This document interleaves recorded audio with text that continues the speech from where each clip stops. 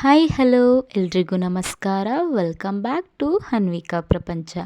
ಎಲ್ಲರೂ ಹೇಗಿದ್ದೀರಾ? ಚೆನ್ನಾಗಿದ್ದೀರಾ ಅಂತ ಭಾವಿಸ್ತೀನಿ. ನಾವಿವತ್ತು ನಮ್ಮ ಚುಂಚನಕಟ್ಟೆಯಲ್ಲಿ ದನಗಳ ಜಾತ್ರೆನ ನಡೆಸ್ತಾ ಇದ್ದಾರೆ. ಸೊ ಅದಕ್ಕೋಸ್ಕರ ದನ ಜಾತ್ರೆನ ನೋಡ್ಕೊಂಡು ಬರೋಣ ಅಂತ ನಾನು, ನನ್ನ ಹಸ್ಬೆಂಡು ಮತ್ತು ನನ್ನ ಮಗಳು 3 ಜನನೂ ಹೋಗ್ತಾ ಇದ್ದೀವಿ. ನಮ್ಮ ಚುಂಚನಕಟ್ಟೆ ಪ್ರವಾಸಿಗರ ತಾಣವಾಗಿದೆ. ಹಾಗೆ ನಮ್ಮ ಕರ್ನಾಟಕದಲ್ಲಿ ಅತ್ಯಂತ ಐತಿಹಾಸಿಕ ಸ್ಥಳಗಳಲ್ಲಿ ಈಗ ನಮ್ಮ ಚುಂಚನಕಟ್ಟೆ ಕೂಡ ಒಂದಾಗಿದೆ.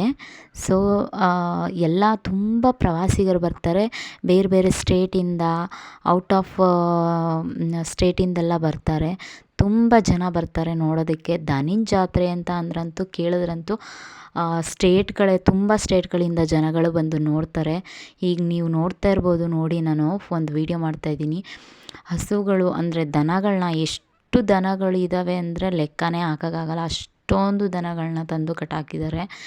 ದನಿನ ಜಾತ್ರೆ ಅಂದರೆ ದನಗಳೇ ಫುಲ್ಲು ತುಂಬಿ ನಿಂತಿದೆ ಅಲ್ಲೆಲ್ಲ. ಎಲ್ಲೂ ಜಾಗನೇ ಇಲ್ಲ ಕಟ್ಟಾಕೋದಕ್ಕೆ. ಪಾಪ ಅಷ್ಟೊಂದು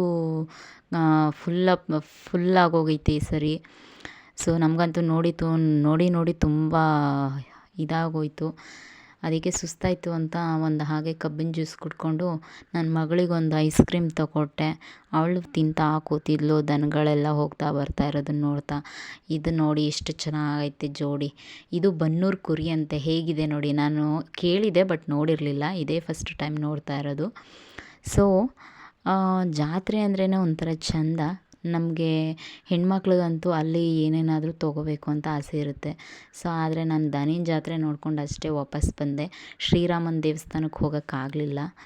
ಹಾಗೆ ಬರುವಾಗ ಗೋಬಿ ತಿಂದ್ಕೊಂಡು ವಾಪಸ್ ಮನೆ ಕಡೆಗೆ ಹೊರಟ್ವಿ.